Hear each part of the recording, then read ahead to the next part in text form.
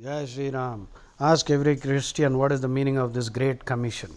The Great Commission, as recommended by Jesus Himself, is to make disciples of all nations, including Israel, just as much as the rest of the world's nationalities. This is the fundamental driving force behind the Joshua project and this compulsive obsession to convert everybody into their cult. And for that, the inquisitions were held, people were burnt alive, murdered. Holy wars 9 have been conducted, crusades where Muslims and Christians fought and killed each other and spread misery into the whole world. And now you see in Africa, there are so many Christians and Muslims all converted, and the poor Africans have not read either the Bible or the Quran, and they're killing each other. So the Spanish Inquisition, the Goan Inquisition, and all these things have happened, killing, either the people should be converted or killed. And in China, these missionaries tried it, but there was a Boxer rebellion. The Boxer rebellion taught them such a lesson that the Christian missionaries never entered China again. So some historians claim that the Boxer rebellion failed. Perhaps it did, because towards the end it ran out of steam and some people were caught and killed. But the Chinese hit back so hard that Christianity could never ever, these pastors could never ever dare to enter China. China is predominantly Buddhist, and some atheists and communists are also there. So this Great Commission is a concept you must understand. Hitler was a closet Christian, though these people have spread canards that Hitler is not a Christian, and he said so many other things which are actually attacking Christianity. Let us understand that this is how they produce atrocity literature and try to camouflage the truth. Hitler was a hardcore Christian. That is why he killed the Jews, because the general thinking is that the Jews killed their savior Jesus, and in fact Jesus himself was a Jew, right? He was a rabbi. Nevertheless, if you look at this complex set of issues that are intertwined, it becomes a big mess, a chaotic mess. And this Great Commission is the source of all the strife in the world even today. They are funding millions of pastors who are invading countries. They won't dare to go to Islamic nations. Let these Christian pastors try doing their evangelization in any Islamic nation. There are roughly 55 Islamic nations. They are very clear. The Islamic nations are very clear. We must learn from them. You must protect your religion thoroughly. Otherwise, there is a lot of unwanted strife. So these pastors, these cheats, these charlatans will never go to an Islamic country. If they go to Saudi Arabia and start preaching, they will be executed immediately, summarily executed, no trial also, because that is the law. Whereas in India, they are pouring millions of dollars, and this hangama, this bloody charade, this nonsense is going on day in and day out.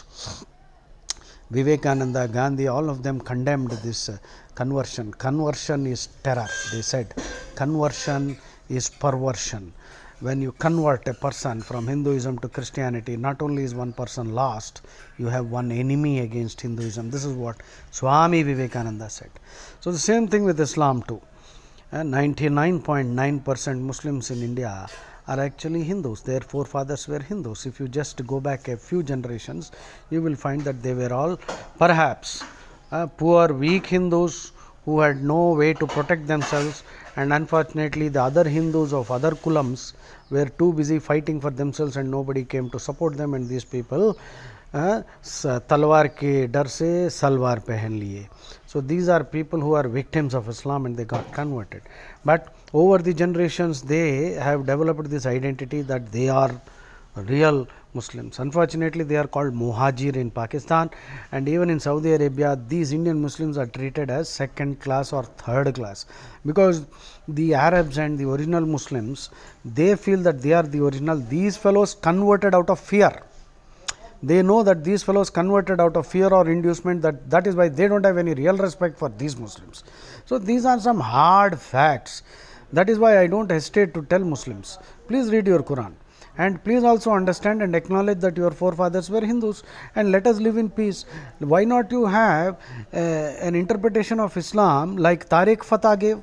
You can be a good Muslim. Why do you want to convert and kill and use abusive, pejorative, derogatory terms for all others as kafirs and all that? And that Rizvi, he was the chairman who converted and he became a Hindu, na? That Shia, who has now become a Hindu. And what is his name? Tyagi. Tyagi, he has taken on the surname. So that man actually went to court saying that some 27 verses in the Quran should be abrogated, but the Supreme Court did not have the courage to look into the matter. Whereas the Constitution, you see, Constitution will allow religion to the extent that it does not foster anti-nationality or does not foster criminality.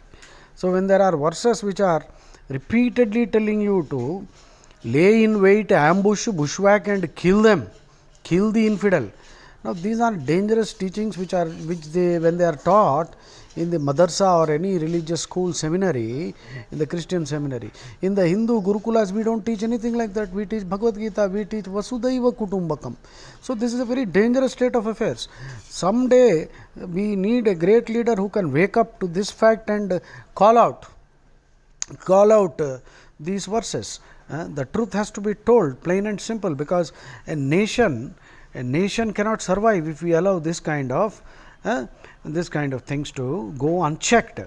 So they need to reform themselves. Hindu Code Bill was brought to reform Hindus.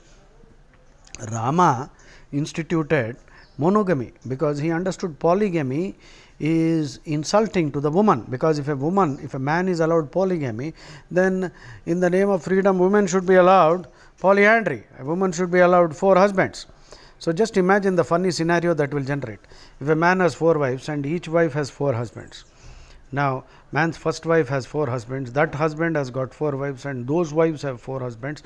So this whole family will have a population of about a city, and they will need a whole city as for their life, or maybe at least a huge building, condominium for the entire family, and people will never know whose son, whose daughter, whose what, and they will lose count of whose relative, and finally all kinds of inbreeding will take place and disaster will set in. So this is just a thought experiment I gave to you. So I will stop my rant here. It is not a rant anyway. I told you what you need to know long before. Education has failed us because it did not teach us the truth. Great leaders like Gandhiji also failed us because they didn't have the courage to talk about the truth. Either they didn't read these holy books, or they probably got misled and misled us too. This is nothing but pure hypocrisy. If there is anything I hate in this world, that is hypocrisy. Jai Shri Ram.